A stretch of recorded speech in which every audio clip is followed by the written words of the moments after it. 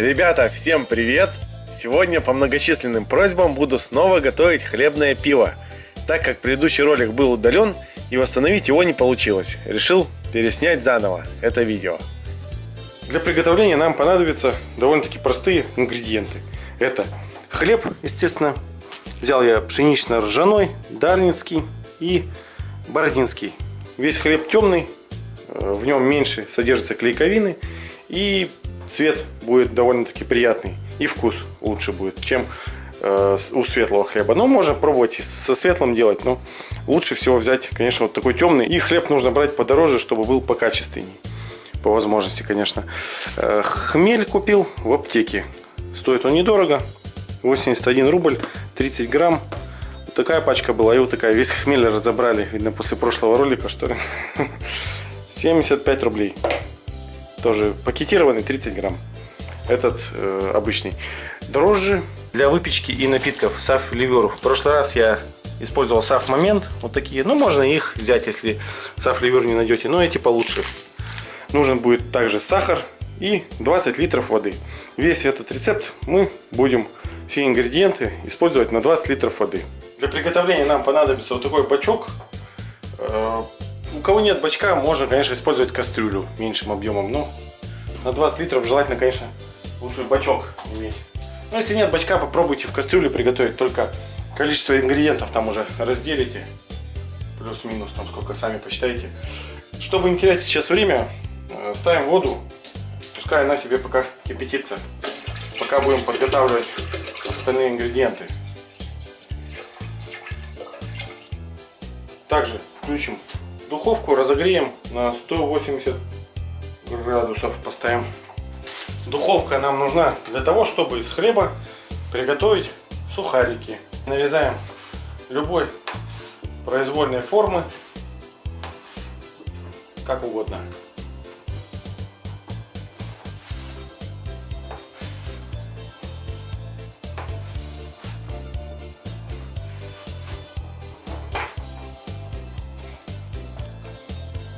На 20 литров воды нам понадобится килограмм, можно кило 200 хлеба.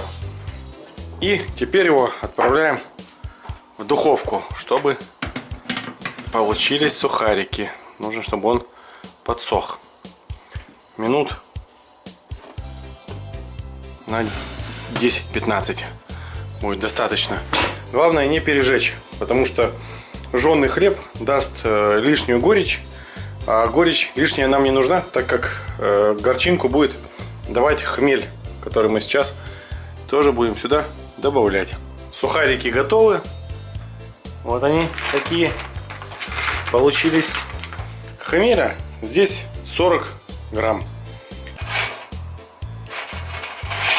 Закладываем сухарики в кастрюлю.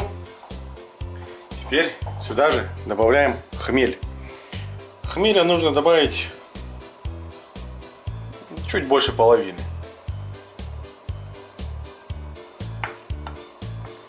Вот так примерно.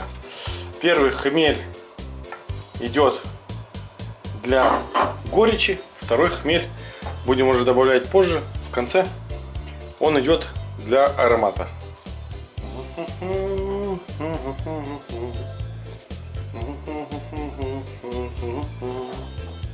Так, прошло 40 минут, ребята. Вот что имею. Какой цвет хороший получился нынче. Цвет, ой, запах какой отличный, прям вообще замечательно. Красота, ребята, ну просто красота.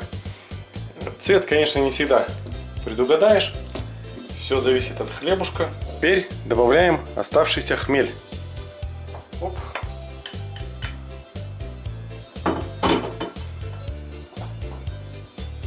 И выключаем газ. Подачу газа прекращаем. И накрыть крышкой. Снова. Оставить в таком виде на 30 минут. Прошло еще 30 минут. На этом процесс варки закончен. Ну вот. Вот, ага. Аромат хмеля пошел и такой какой-то прямо карамельный вкус, карамельный запах, вернее. Но сахар я еще не добавлял, сахар будем добавлять чуть позже. Но уже аромат, шикарный аромат. Теперь нужно все это дело охладить. Сейчас на улице зима, поэтому я вынесу на балкон. Ну а так можно в холодную воду поставить, либо ждать несколько часов, чтобы полностью охладилось. Нужно, чтобы остыло до комнатной температуры. Это примерно 25-30 градусов. Емкость для брожения можно использовать любую, хоть пластиковую 5-литровку, но лучше вот такой стеклянный бутыль. На Авито можно купить его за 500, за 1000 рублей. Часто задаваемый вопрос, как процеживать? Процеживать очень просто, то есть переливаем в более маленькую емкость. Вот такая у меня кастрюля на 6 литров есть. И сито. Но один немаловажный момент, когда переливаете, процеживаете, вот этот хлеб, что остается, его не надо ни отжимать, ни выжимать. То есть как вот он лежит, так и все, его не надо трогать. Ну, на крайняк куда-нибудь откидывайте. Я его просто оставил, чтобы вам показать, что это частая вот распространенная ошибка. Потом, если вы хлеб будете сильно отжимать вот таким макаром, там, или еще через марлю, может быть, есть те, кто отжимают, то у вас в готовом пиве будет огромный осадок в виде клейковины получится. То есть буквально там 1,5-литровая бутылка будет, ну, где-то пол-литра питьевой, и остальное уже будет клейковина. Нам это, естественно, не нужно, поэтому так делать не стоит. Теперь нужно добавить сахар, либо глюкозу, декстрозу. Но она стоит дороже. Я по-простому сегодня делаю, из обычного сахара. Так, на 20 литров воды от килограмма 200 до 1,5 килограмм сахара дает приблизительно готовую крепость пива 5%. То есть в простонародье 5-градусная будет. Немного перелил в кружку, теперь нужно добавить дрожжи, но предварительно 3 чайных ложки сахара. И на все эти 20 литров нам нужно 3 чайных ложки дрожжей. Вот такие они. 3 будет достаточно, больше не надо, иначе будет большой осадок, а меньше, ну, может плохо бродить или не добродить. В общем, я добавляю всегда 3 ложки. Ну вот, дрожжи начинают потихоньку активироваться, небольшая пенка на поверхности появляется. Теперь все это нужно перелить сюда. Заливаем.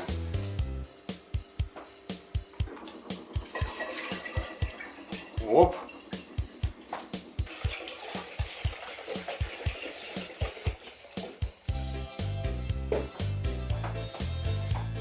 Теперь после всего, что мы сделали, нужно надеть медицинскую перчатку. Она продается в аптеке.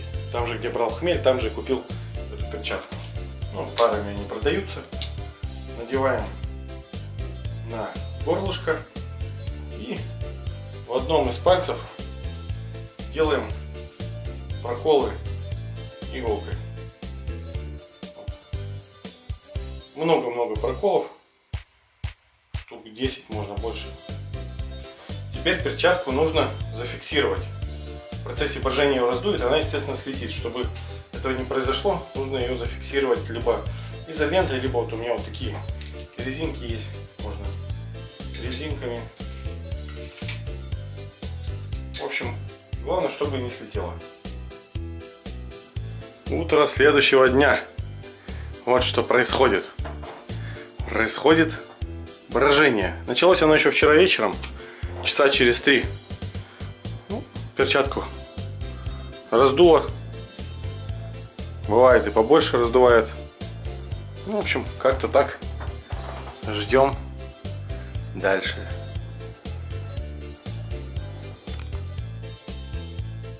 Прошло 5 дней. Брожение закончено. Как видите, перчатка все, сдулась. Немножечко еще там газики идут. Но это нормально, допустимо. И вот такой осадок. Выпали дрожжи. Вот сколько их. Следующий процесс можно пропустить, но я стараюсь делать его постоянно. Для этого нужно прохладное место с температурой не выше плюс 7 градусов. У меня самое подходящее место – подвал, так как такая емкость в холодильнике дома попросту не входит. Этот процесс позволит очень хорошо очистить пиво и избавиться от большей части дрожжевого осадка, так как при температуре до плюс 7 градусов остаточное брожение практически полностью останавливается и дрожжи выпадают в осадок. Переливаю пиво в пластиковую тару и увожу в подвал. В подвале снова переливаю в стеклянный бутыль, но не суть, можно оставить и в пластиковых бутылках, если нет бутыля. И нужно дать остояться хотя бы сутки, но лучше оставить до 2-3 суток. Оставляем на 2 суток, и оно должно посветлеть. Будем ждать. Это у меня вино домашнее, тоже здесь настаивается на рябине. Рецепт будет чуть попозже. Это к февралю месяцу оно должно, так сказать, созреть. Это винишко будем дегустировать. Ну и заодно выложу рецепт, как сделать такое вино. Ну а пока ждем просветления нашего пива. Ну вот, ребята, прошло 2 суток. Абсолютно прозрачным пиво не стало, но все дрожжи, всякие примеси, всякая ерунда вот эта вот упала на низ. Более-менее пиво, так сказать, отфильтровалось. Для того, чтобы пиво стало газированным, нам необходимо сделать карбонизацию. Для карбонизации нам понадобится сахар, значит, чайная ложка на литр. Бутылка у меня 1,5 литровая, я кладу 2 неполных ложки, без горки, чтобы были. Этого будет достаточно. Нужно переливать, естественно, аккуратно, чтобы не зацепить осадок со дна. Вперед. Вот так переливаем. Сахар у нас внизу засыпан, пиво сверху залили. Теперь нам нужно выдавить вот это вот лишнее все. Вот так. Ну, там пусть потекло, ничего страшного. И накрываем, закручиваем крышку. Вот такая она у нас получилась бутылка, мятая. Теперь нужно сахар, который на дне, вот так, ну, растрясти, короче, бутылку, чтобы он растворился, и убрать в тепло, при комнатной температуре оставить. Но сейчас я все процежу, перелью другие бутылки и покажу, что нужно делать дальше. Также у меня есть еще вот такие бутылки с бугельной пробкой. Тоже очень хорошая штука. Ну вот, ребята, что получилось. Налил под самое горлышко. Теперь оп. Все. Закрываем. И сейчас покажу, что нужно делать. Посмотрите-ка. Какая красота. Нефильтрованное. Как будто бы вот пшеничное пивко выглядит. Но на самом деле на хлебе. Теперь наше пиво должно простоять в тепле, чтобы оно карбонизировалось. Как раздует бутылку, полноценно, как в магазине, Кока-Кола, там, знаете, или даже тоже пиво. Как ее раздует до такого состояния, значит, пиво стало газированным. Соответственно, процесс карбонизации завершен. На все про все уходит примерно, ну, по-разному может уйти. Могут пройти сутки, оно карбонизируется, может 2-3, бывает, ну, в общем, до 5 суток может быть. Если на 3-4 сутки у вас бутылка нисколько не раздулась, осталась в таком же состоянии, значит, что-то пошло не так. Ребята, карбонизация прошла успешно, бутылки раздулись, но раздулись они, правда, только на 3 сутки. Ну, тем не менее, звонкие, как звенят, и твердые, что их практически не сдавить. То есть пиво, простым языком говоря, теперь у нас газированное. Осадка практически нет. Ну, я его пока нес, естественно, сболтал немного. Но на дне там совсем незначительное количество было. То есть там даже не дрожжи, а, по-моему, ну, как, типа как от хлеба что-то там, не знаю. Но немножко дрожжики все равно присутствуют, потому что иначе бы карбонизация бы не прошла. Это пиво уже готово к тому, чтобы его сейчас отведать. Но вообще, после карбонизации, я этот момент не стал снимать, после карбонизации нужно пиво убрать в прохладное место еще на недельку. Если есть возможность подождать, то лучше на 2. Вкус пива от этого улучшится, стабилизируется и будет вообще красота. Также достал с подвала такую стеклянную бутылку с бугельной пробкой. Здесь тоже осадка практически нет. Ну, нормально, в общем. Сейчас будем пробовать, сравнивать, что получилось в пластике, что получилось в стекле. Есть ли разница во вкусе, ну и вообще, какой вкус получился. Ну а раз у нас пивко домашнее, значит, что-то нужно домашнее и на закусончик сделать. Я буду делать сухарики. Сейчас вам покажу рецепт. Такой хлеб, желательно темный. Я темный обычно использую для сухариков.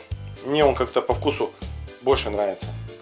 Для приготовления сухариков нам понадобится, естественно, сам хлеб, пустой чистый пакет, масло подсолнечное, либо оливковое и приправы по вкусу.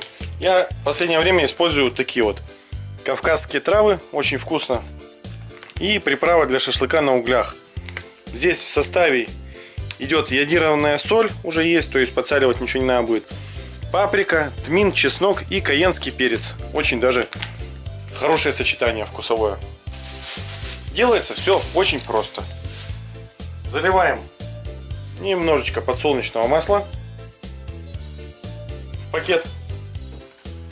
Буквально чайную ложку. Теперь чайную ложечку приправы для шашлыка и кавказские травы. Пол чайной ложечки. Да, даже чайная пойдет. Нормально. Все это нужно перемешать в пакете и засыпать хлеб в пакет. Также можно добавить немного кетчупа. Буквально там, вот так, чуть-чуть, шлепочек такой, бах, бах. И все размешать. Но кетчуп не обязательно. Просто мне нравится, какой цвет получается с кетчупом. И такая корочка прикольная.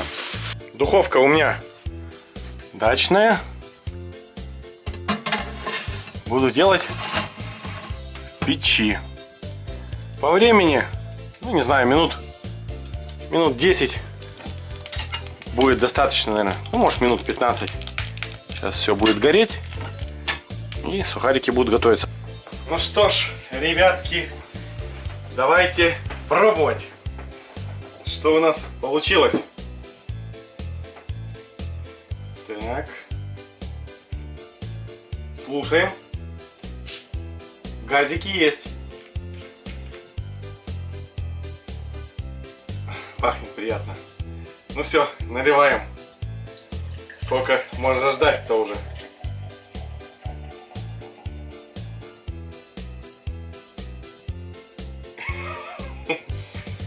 Здорово. Как пенится, да? Как оно пенится. Шикарно. Красота. Ну давайте. Будем вкушать сие чудо.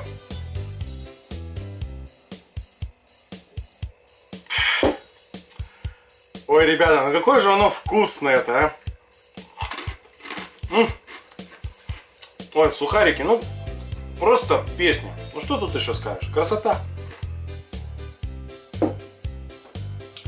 Привкус немного, ну такой немного праздный есть, потому что все-таки использовался сахар и дрожжи. Но тем не менее очень-очень-очень похоже на разливуху с магазина. Вполне достойная альтернативная замена магазинному пивасу. Чтобы улучшить вкус, сахар можно заменить декстрозой либо глюкозой и пивные дрожжи использовать. Но Не везде они есть, не всегда их легко купить. Можно заказать там через интернет. В общем, кто не хочет заморачиваться, вот простой рецепт. И давайте попробуем, что у нас получилось в стеклянной бутылке с бугельной пробкой. Опа! Ну, ни дымка, ничего особо нет. Немного пшикнуло, так сказать.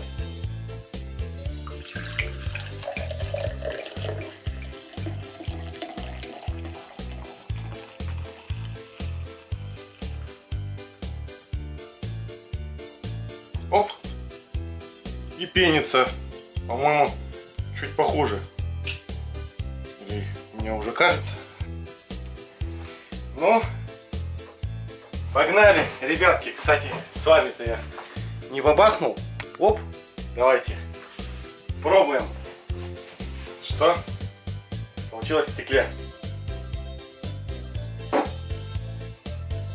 А по вкусу то же самое получилось. Такой же абсолютно вкус, разницы никакой нет, что пластик, что стекло. Абсолютно одинаковое. Ну что, ребята, на этом все. Будем заканчивать. Надеюсь, рецепт вам пригодится и понравится вкус. Ну, я думаю, многие оценят, кто это сделает. Тем более, все это сделать довольно-таки легко и просто в домашних условиях. Все это возможно. Если кому-то что-то непонятно, пишите комментарии. С удовольствием вам отвечу, если что-то нужно будет подсказать. Ну, всем пока. Будьте здоровы.